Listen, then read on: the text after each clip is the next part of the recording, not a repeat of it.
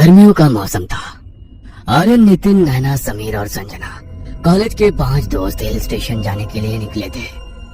आर्यन के पास अपनी गाड़ी थी, इसलिए हिल स्टेशन तक की बस ना लेकर उन्होंने गाड़ी में जाने का ही फैसला किया। ड्राइव करते करते उन्हें 5 से 6 घंटे बीत गए थे। उन्होंने पहले से ही होटल की रिजर्वेशन करा रखी थी। होटल अब लगभग 15 से 20 मिनट की दूरी पर था, लेकिन इससे पहले कि वो लोग होटल तक पहुंचते, उनकी गाड़ी अचानक बंद पड़ गई। अरे यार, इस बार फिर गाड़ी खराब हो गई। ये तो तेरा हर बार का ड्रामा हो गया आर्यन। कभी तो अपनी गाड़ी की सर्विसिंग करा लिया कर। अरे सर्विसिंग तो छोड़ो, लगता है इस कंजूस ने टैंक भी फुल नहीं करवाया था, इसी वजह से गाड़ी रुक गई। अरे चुप करो यार, अभी थोड़ी देर पहले ही तो पेट्रोल पंप पर टैंक फुल करवाया था। लगता है कुछ और खराबी हुई है। पता नहीं यहाँ पर हमें कोई मैकेनिक भी मिलेगा या नहीं। आसपास कोई है भी नहीं जिससे पूछ लें। आर्यन का तो इतना कहना था, तभी उसे सामने से गांव का ही एक आदमी आता दिखाई दिया। उसने गाड़ी का शीशा नीचे किया और उसे आवाज लगाते हुए कहा, अंकल अब जरा सुनिए तो। उस आदमी ने गंभीरता से उसकी तरफ देखा और तेजी से चलता हुआ उसके पास आया। अंकल, हमारी ना गाड़ी खराब हो गई है, क्या यहाँ आसपास कोई गैराज या मैकेनिक है जो हमारी गाड़ी ठीक कर दे? गाड़ी खराब नहीं हुई है तुम्हारी, वो सामने देखो, वो जो पेड़ है उसके सामने हाथ जोड़कर आओ और कहो कि हमें यहाँ से जाने दो। क्या? लगता है कि यहाँ पर नए आए हो, इसलिए पता नहीं कि यहाँ की पहरेदारी बेताल करता है। बेताल? वो क्या है? वो सब जानने की जरूरत नहीं है तुम्हें, और ना ही मेरे पास इतना समय है कि मैं तुम्हें सब कुछ समझाऊं। बस जाओ और जाकर उस पेड़ के नीचे हाथ जोड़कर वो कहो जो मैंने तुम्हें कहा है, तभी वो तुम्हें यहाँ से आगे बढ़ने देगा। मैं चलता हूँ। इतना कहकर वो गांव वाला तो वहाँ से चला गया। लेकिन उस गांव वाले की बात सुनकर वो सब के सब हैरान थे, क्योंकि उन्होंने अपनी लाइफ में पहली बार ऐसी कोई बात सुनी थी। ये क्या नॉनसेंस थी यार। नॉनसेंस वगैरह छोड़ो और जो उसने कहा है वैसा करो। क्या पता सच में ऐसा कुछ हो। हाँ यार, चलो चलते हैं। वैसे भी मैकेनिक तो यहाँ पर है नहीं, तो यही ट्राई कर लेते हैं। क्या पता सचमुच यहाँ पर कोई बेताल हो और उसे हम पर थोड़ा तरस आ जाए। शहर के लोगों को इन सब बातों पर भरोसा करना जरा मुश्किल होता है, लेकिन नैना और संजना के कहने पर सब गाड़ी से बाहर निकले और उस पेड़ के नीचे जाकर हाथ जोड़कर खड़े हो गए। हम सब यहाँ पर घूमने के लिए आए हैं, प्लीज आप हमें आगे जाने दो।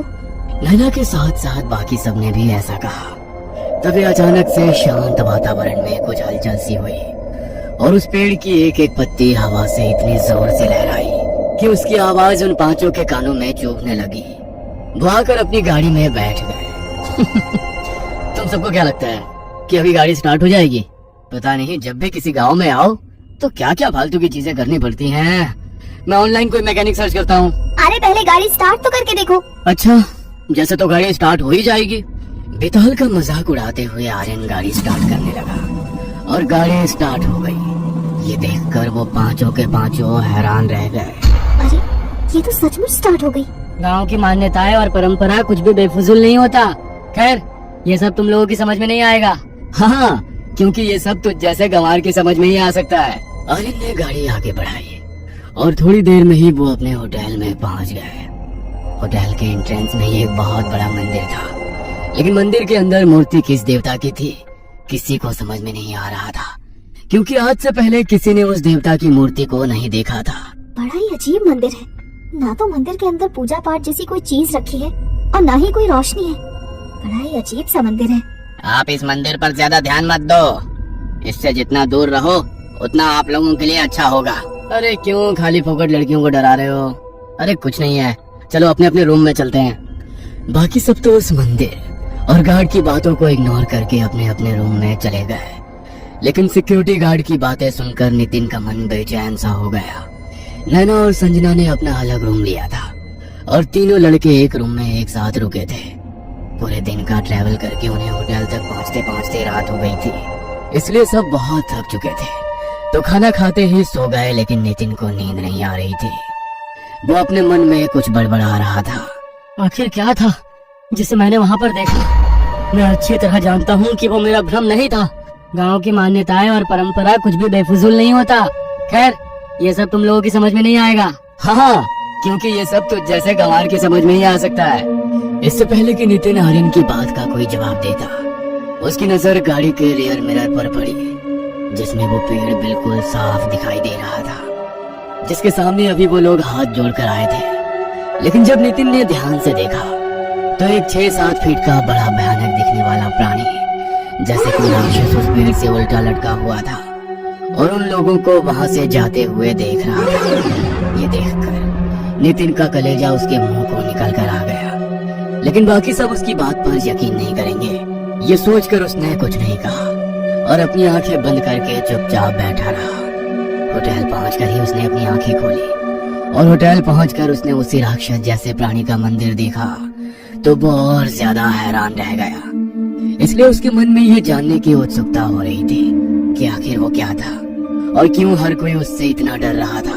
कुछ तो अजीब था वो, लेकिन क्या था समझ में नहीं आ रहा। क्या बोला था उस गांव वाले आदमी ने? लगता है कि यहाँ पर नए आए हो, इसलिए पता नहीं कि यहाँ की पहरेदारी बेताल करता है। हाँ, बेताल, लेकिन ये क्या है पता नहीं। इंटरनेट को सब कुछ पता है, देखता हूँ। नितिन ने इंटरनेट पर बेताल लिखकर उसके बारे में सर्च किया ताकि वो बेताल के बारे में जान सके और उस हिल स्टेशन और बेताल के बीच का क्या कनेक्शन है वो भी जान सके। ओह माय गॉड, हमारी किस्मत अच्छी है जो बचकर आ गए, वरना ये तो बहुत खतरनाक है। इंसानों को मार कर ये उनकी आत्माओं पर कब्जा कर लेता है। लेकिन अगर ऐसा है तो यहाँ पर इसका मंदिर क्यों बनाया गया है? बड़ी अजीब बात है, इसके पीछे कुछ ना कुछ कहानी तो जरूर है, पता करना पड़ेगा। न जाने नितिन को उस हिल स्टेशन के साथ बेताल से जुड़ी कहानी जानने की क्या उत्सुकता थी। वो आधी रात को उठकर फिर से नीचे गया तो गार्ड ने उसे रोकते हुए कहा, अरे ओ भैया, इतनी रात गए कहाँ जा रहे हो? लूटने का इरादा है क्या? पता है ना टूरिस्ट स्पॉट है और रात को कैसे कैसे लोग घूमते हैं यहाँ पर। मैं कहीं बाहर नहीं जा रहा, बल्कि आपसे ही मिलने आ रहा था। मुझसे मिलने? वो भी इतनी रात गए? मुझसे इतनी रात गए, ऐसा क्या काम पड़ गया तुम्हें? तुम उस बेताल के बारे में कुछ जानते हो क्या? मैंने अभी इंटरनेट पर सर्च किया तो देखा कि ये बहुत ही खतरनाक चीज है। तो फिर यहाँ पर इसका मंदिर क्यों बनाया गया? और वो पेड़ जिस पर बेताल रहता है, ये सब क्या कहानी है? कहानी नहीं है, सच है। और तुम्हें एक बार बोला ना कि इससे दूर रहो। एक बार में बात समझ में नहीं आता क्या? अगर एक बार ये तुम्हारे पीछे पड़ गया ना तो जान लेकर ही पीछा छोड़ेगा। यहाँ के देवता से श्राप मिला है बेताल को कि अगर किसी गांव वाले को नुकसान पहुंचाया तो नष्ट कर देंगे इसे। इसलिए यहाँ के लोगों को नुकसान नहीं पहुँचाता है, बल्कि रक्षा करता है, और इसी वजह से इसका मंदिर बनाया गया है यहाँ पर। लेकिन तुम यहाँ के नहीं हो, इसलिए तुम्हारा रक्षक नहीं भक्षक बन जाएगा ये। दूर रहो इससे। अच्छा ठीक है ना, मैंने तो तुमसे बस इसकी कहानी पूछी थी, क्यों फालतू में डर रहे हो और मुझे भी डरा रहे हो? कहानी जान ली ना, अब तो जाओ और सुबह होने तक यहाँ वापस मत आना। घर के बाहर बाहर बोलने पर नितिन वापस रूम में आ गया, लेकिन बेताल के बारे में जानकर अब तो उसे और ज्यादा नींद नहीं आ रही थी, इसलिए वो खिड़की पर जाकर खड़ा हो गया। खिड़की खोलते ही जैसे ही उसकी नजर बाहर पड़ी तो सामने ही बेताल का मंदिर था। उसने देखा कि एक लड़की अपने सर पर काला कपड़ा ओढ़े हुए आई। उसने बेताल के मंदिर में एक दिया जलाया और वहां एक मुर्गे की बलि चढ़ा दी। उसे समझ में नहीं आया कि वो लड़की आखिर ऐसा क्यों कर रही है। उसे तो पहले ही बेताल के बारे में जानने की ना जाने क्या उत्सुकता थी। वो जल्दी से भागता हुआ नीचे गया, लेकिन तब तक वो लड़की वहां से जा चुकी थी और जिस मुर्गे की उसने बलि दी थी उसका सिर्फ खून ही वहां पर बचा था, उसका शरीर वहां नहीं था, जैसे तो किसी ने उसे ग्रहण कर लिया। ये देखकर नितिन डर से बुरी तरह कांप गया। वो जल्दी से भागता हुआ अंदर आया और जल्दी से अपना लैपटॉप खोला। उसने बेताल और उसे दी जाने वाली बलियों के बारे में सर्च करना शुरू किया तो उसे पता लगा कि बेताल एक ऐसी शक्ति है जो मानव की हर इच्छा को पूरी कर सकता है, लेकिन उसके लिए बेताल को प्रसन्न करना पड़ता है। उसे पशु बलि अत्यधिक प्रिय है। मुझे जो चाहिए था मुझे मिल गया। इससे सांप भी मर जाएगा और लाठी भी नहीं टूटेगी, बस एक बलि ही तो देनी होगी। अगले दिन वो पांचों घूमने निकले। घूम फिर कर वापस होटल में आए। कल की तरह ही आज भी सब लोग बहुत थक चुके थे तो खाना खाते ही सो गए, लेकिन नितिन नहीं सोया।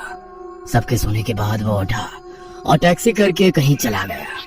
रात के लगभग 2:30 बजे का समय होगा जब वो टैक्सी में होटल वापस लौटा, लेकिन वो होटल के अंदर नहीं गया बल्कि बाहर बने बेताल के मंदिर में गया। उसने अपने हाथ में एक थैली पकड़ी थी।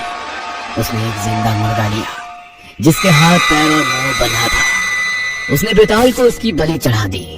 तभी उसकी आंखों के सामने वो मुर्गा कहाँ गायब हो गया वो समझ ही नहीं पाया। वो इतना डर गया कि आगे उसे समझ ही नहीं आया कि उसे करना क्या है। वह बस हाँफता हुआ होटल के कमरे में आकर लेट गया। पता नहीं अपना शरीर मुझे इतना भारी भारी क्यों महसूस हो रहा है। बड़ा ही अजीब लग रहा है। कहीं मैंने कुछ गलत तो नहीं कर दिया। नितिन बार बार करवटें बदल रहा था।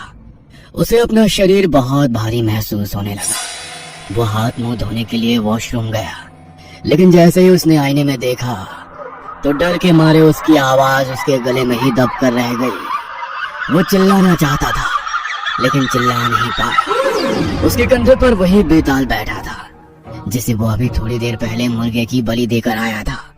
उसका पूरा चेहरा खून से सना हुआ था। वो नितिन की ओर देखकर मुस्कुराया। तुमने मुझे बलि चढ़ाई और अपनी इच्छा भी नहीं बताई।